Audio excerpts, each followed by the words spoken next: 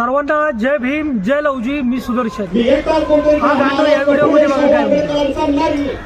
हा म्हणतोय हा महाराष्ट्र फुले शाहू आंबेडकरांचा नाही, हा महाराष्ट्र सावरकरांचा आणि टिळकांचा. अरे बाबासाहेब जर का नसते तर तुला आरक्षण मिळालं असतं का? तुझे लेकरं बाळा शिकले असते का? आजही तुम्ही मंदिरात गेला तर तुमच्या गांडीवरती फटके दिले जातात. आणि तू म्हणतोय फुले शाहू आंबेडकरांचा महाराष्ट्र नाही.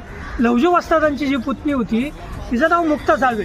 मुक्ता साळवे हिने निबंध लिहिला की आम्ही धर्म नसलेली माणसं आहोत. म्हणजे तुझ्या मनोवादी आणि हिंदुत्ववादी धर्माला मुक्ता साळवेंनी प्रश्न विचारला. ती महात्मा फुलेंची विद्यार्थिनी होती. ती म्हणते आमचा धर्म कोणता आहे? आणि ज्या सावित्रीमाईने तुमच्या माझ्यासाठी दगडधोंडे काढले, चिखल शेण काढलं, त्या सावित्रीमाईंमुळं आपण सगळे शिकतोय. ज्या महात्मा फुलेंमुळं आपण शिकतोय. आणि त्या महात्मा फुलेंचा महाराष्ट्र नाही असं म्हणतो तू. अरे जर का महात्मा फुले नसते तर तुझे माझे बहीण भाऊ शिकले असते का भाडव्या?